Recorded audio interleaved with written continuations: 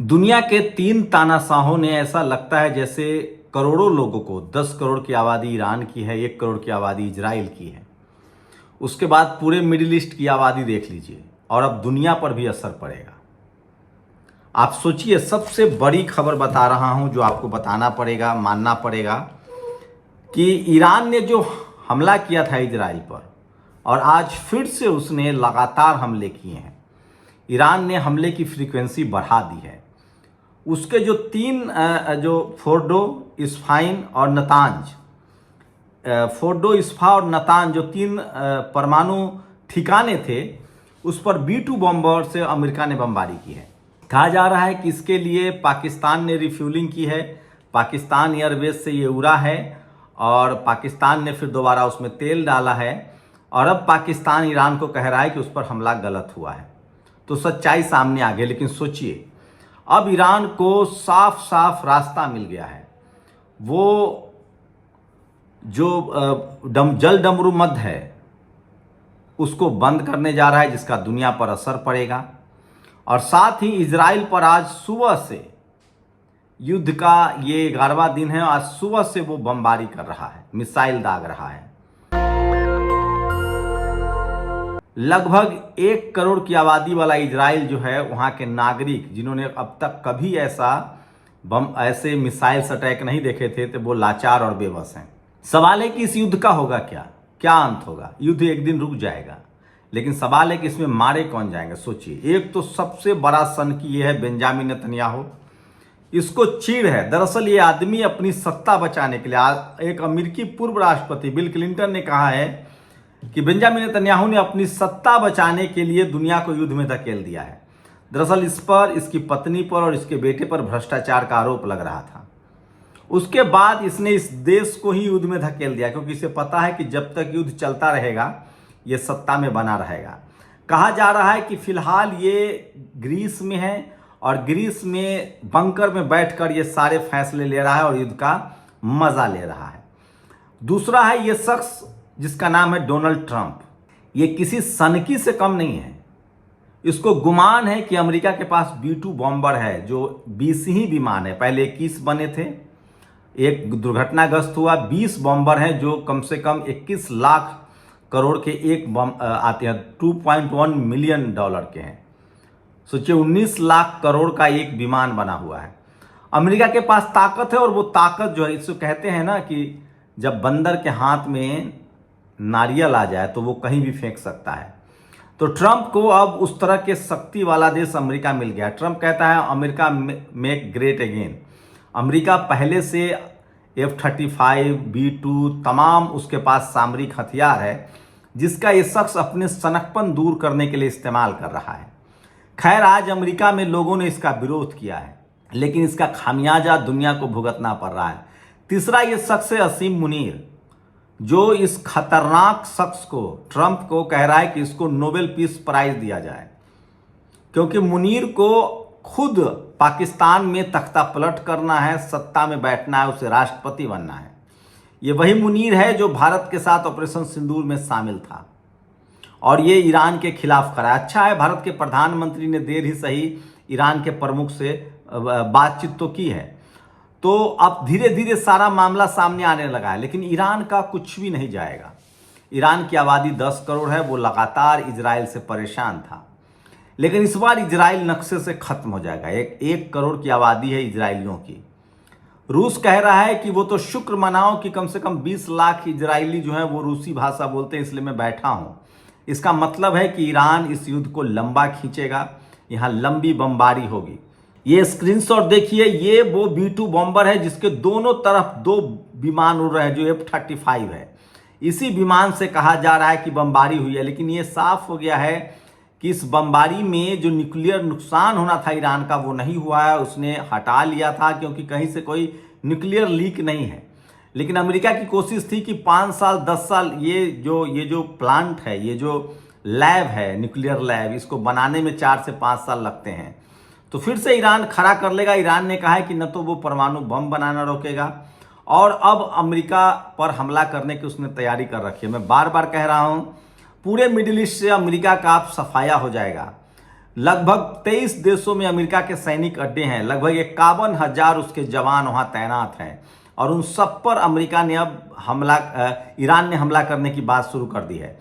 कहा जा रहा है कि जितने युद्धपोत हैं अमेरिका के मिडिल ईस्ट में, लाल सागर में, उन सब पर या भूमध्य सागर में, इन सब पर ईरान अब बारी बारी से हमला करेगा। वहीं फॉक्स न्यूज का बड़ा दावा है ईरान को धोखा देने के लिए डिकॉय बम वर्षक भेजे गए, असली हमला B-2 स्टील से हुआ है। तो ये सबसे बड़ी खबर है। आग लगातार, लेकिन इजराइल को जलने से नहीं बचा पा रहा है। तो समझ नहीं आ रहा कि ट्रंप ने दरअसल बेंजामिन नेतन्याहू को निपटा तो नहीं दिया है। देखिए, अमेरिका की बात मानने वाले दो देश अब हार के कगार पर है। एक यूक्रेन जो रूस से हार के कगार पर है, रूस ने कहा है कि हम पूरी तरह से उस पर कब्जा करेंगे।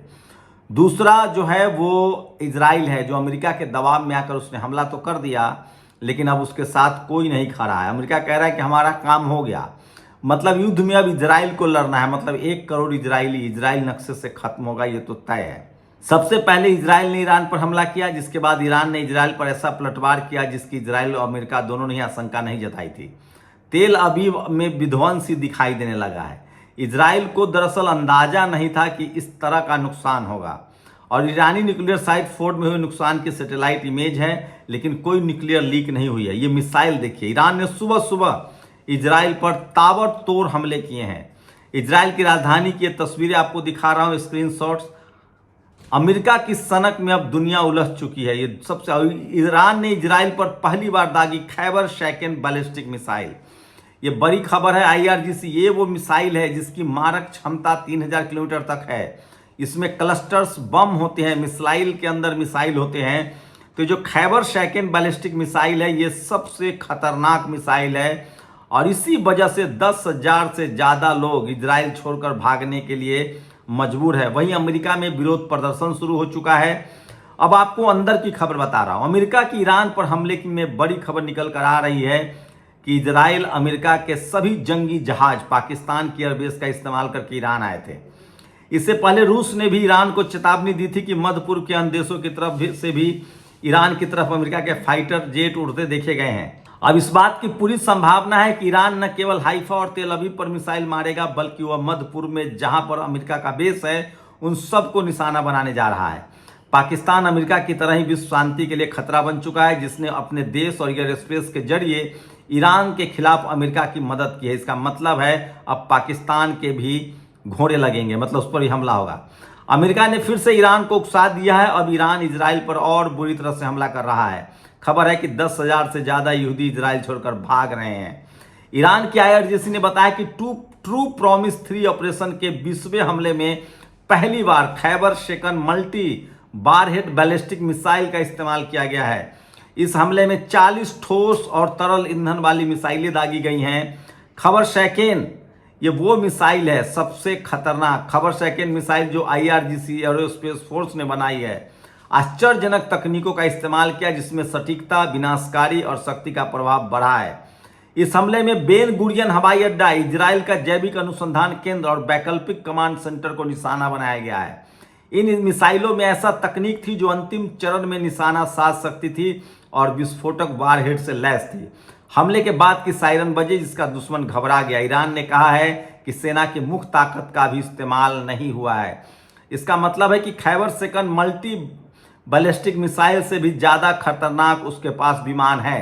वहीं लगातार नॉर्थ कोरिया समेत कई देशों ने कहा है कि हम आपको न्यूक्लियर वेपन देंगे, यानी कि ईरान को अब परमाणु हथियार मिलने जा रहा है। इसका रास्ता साफ हो गया है। अमेरिका हमलों के बाद कई देश ईरान को परमाणु हथियार देने के लिए तैयार हैं। ये रूस के पूर्व राष्ट्रपति दिमित्री मेदवेदेव ने कहा है। नॉर्थ कोरिया ने तो बाकायदा ऐलान कर दिया है।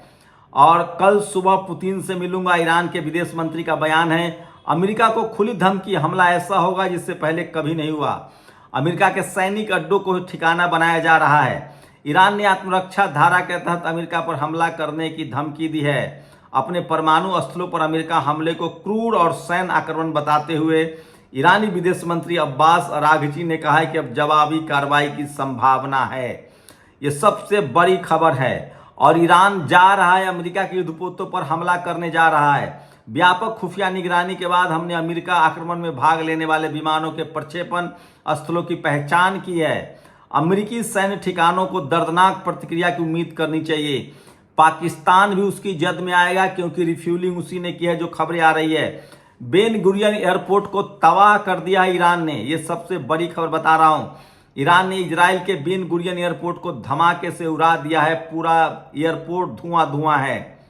और ईरान को अमेरिका के हमले से कोई नुकसान नहीं हुआ है, कोई एसएआर की पुष्टि नहीं है, कोई क्रेटर क्लस्टरिंग नहीं हुई है, कोई विद्युत चुंबकीय टूटना नहीं हुआ है, कोई सिस्मोग्राफिक लाइटिंग नहीं हुई है, कोई आपातकालीन एयरलिफ्ट नहीं हुआ है, कोई बीडीए लूप नहीं है, कोई आईआर फ्लेयर्स नहीं है। यह सिर्फ एक प्रभाव ऑपरेशन था, कोई गंभीर हमला नहीं है। तो क्या अमेरिका इजराइल को धोखा दे रहा है? क्या ट्रंप अपनी भाषा, ट्रंप एक बिजनेसमैन है, व्यापारी है, उसे पता है। तो क्या ट्रंप सिर्फ सेकी बखारता है, झूठ बोलता है? और ईरान को लेकर विनय सुल्तान ने जो लिखा है वो पढ़िए। ईरान को लेकर, ईरान पर अमेरिकी स्ट्राइक का हासिल क्या है? अमेरिका ने ईरान के 3 न्यूक्लियर फैसिलिटी पर आज सुबह हमला किया, फोर्डो, नतनांज और एहसफान। लेकिन अब तक सोचिए, नाम भी है, फोर्डो है, नतनांज है और एहसफान है, लेकिन अब तक इन फैसिलिटी पर अमेरिकन स्ट्राइक के इंपैक्ट का कोई विजुअल नहीं आया है सिवाय नतनांज के। वहां का कार से शूट किया हुआ एक वीडियो शेयर किया जा रहा है जिसमें धुआं उड़ता दिखाई दे रहा है। नतनांज और एहसफान न्यूक्लियर फैसिलिटी पर इजराइल पहले दिन से हमला कर रहा है। इजराइल में 13 जून का दावा किया था कि उसने नतनांज न्यूक्लियर साइट को पूरी तरह से तबाह कर दिया है। सैटेलाइट इमेज भी नतनांज पर मल्टीपल स्ट्राइक की पुष्टि कर रहा था। अगर ऐसा था तो अमेरिका ने फिर नतनांज पर क्यों टारगेट किया? कमाल की बात है कि आज अमेरिकन स्ट्राइक के बाद ईरान ने 1 घंटे के भीतर इजराइल पर 25 मिसाइलें दागी है। सोचिए, 25 मिसाइलें दागी है नतांज पर। ईरान ने दागा है इजराइल पर नतांज के बदले में। इसके तुरंत बाद इजराइल ने जवाबी कार्रवाई में फिर से नतांज को टारगेट किया। अब सवाल है कि इतनी स्ट्राइक के बाद नतांज में ऐसा क्या बचा हुआ है जिसे बार बार हमला करके खत्म करने की कोशिश है? इसका मतलब है कि ईरान को बढ़त मिल रही है। ये इजराइल है, ईरान की अमेरिकी मिसाइल का असर देखिए, ये सारी तस्वीरें गवाह है। इसका मतलब है कि कोई फायदा नहीं हुआ है अमेरिका को, कोई फायदा नहीं हुआ है इजराइल को इस हमले से। हाँ, ईरान को जरूर मौका मिल गया और दुनिया का उसे समर्थन मिल रहा है। भारतीय प्रधानमंत्री ने भी उससे बात की है। तो ये बर्बादी के वो कहानी है। और सोचिए, पाकिस्तान भी अब जद में आ सकता है ईरान के, क्योंकि कहा जा रहा है, ईरान ने कहा है कि जहां जहां से अमेरिका को मदद मिली है वहां वहां हम हमला करेंगे। भारत की तरफ से कांग्रेस ने लाइन लिया है कि हम ईरान के साथ हैं। अखिलेश यादव ने ईरान की बात कही है, मदद की। प्रधानमंत्री ने भी खुद ईरान की बात की है। तो भक्त क्या करेंगे वो भक्त ही बताएंगे। और ये जो बॉम्बर विमान है, ये किस विमान थे जिसमें से एक दुर्घटनाग्रस्त हो गया है? अब सिर्फ 20 विमान हैं, सिर्फ अमेरिका के पास है, ये किसी को नहीं बेचता है। और 19,000 करोड़ का ये एक अकेला विमान आता है। सोचिए, अमेरिका ने बनाया है और इससे पहले 20 बॉम्बर हैं इसके पास। ये किसी के रडार के पकड़ में नहीं आता है और ये दुनिया का सबसे महंगा विमान है। और ये अमेरिकी टैंकर पाकिस्तान के एक एयरबेस से उड़ा था। तो ये सच है कि पाकिस्तान ने इस युद्ध में मदद की है, अमेरिका की मदद की है पाकिस्तान ने। और क्या इसीलिए मुनीर को लंच पर बुलाया था? क्या सारा नक्शा उसी ने दिया है और ईरान अमेरिकन बेस पर युद्धपोतों पर हमला करने जा रहा है? ये सबसे बड़ी खबर है जो मैं आपको बता रहा हूं। और यूएस ने अपनी महिलाओं को भारत में अकेले यात्रा न करने की सलाह दी है। तो ये बड़ी खबर है। लेकिन अमेरिका के 50,000 जो सैनिक हैं वो मुश्किल में आ गए हैं। दुनिया में महंगाई की मार झेलेगी। स्ट्रेट ऑफ होर्मुज, इसको बंद करने जा रहा है ईरान। वो एक समुद्र का इलाका है जिसको बंद करने से इधर से उधर आना जाना बंद हो जाएगा। और लगभग 51,000 फौजी जो हैं मिडिल ईस्ट में अमेरिका के हैं, ईरान ने उन पर हमला करने का ऐलान कर दिया है। तो पहले से ही युद्धरत ईरान को ज्यादा नुकसान नहीं हुआ है। हाँ, इजराइल की मुश्किलें बढ़ गई है। याद कीजिए, ईरान ने कहा था कि अगर हमला हम पर हुआ तो हम इजराइल को नक्शे से मिटा देंगे। अमेरिका का कुछ हो या ना हो, लेकिन उसको मिडिल ईस्ट खाली करना पड़ेगा। इजराइल की बर्बादी लगातार बढ़ती जा रही, जो एक डेवलप्ड देश था। और मिडिल ईस्ट के मुस्लिम देश इंतजार कर रहे हैं कि ईरान कम से कम उनको अमेरिका से बचाएगा। और हो सकता है कि अमेरिका का डंडा छत्ता पूरे मिडिल ईस्ट से उखड़ जाए। इस बार उसका पाला ईरान से पड़ा है। पाकिस्तान जो है वो ईरान की नज़र में आ गया है। शुक्रिया। दस्तक की आपसे गुजारिश है कि अगर इसको बचाना चाहते हैं तो नेशनल दस्तक को सब्सक्राइब करने के लिए रेड कलर के सब्सक्राइब बटन को दबाएं, फिर बेल आइकन की घंटी दबाएं। नेशनल दस्तक को बचाने के लिए बहुत ज़रूरी है कि हर खबर को शेयर करें, लाइक करें, कमेंट जरूर करें।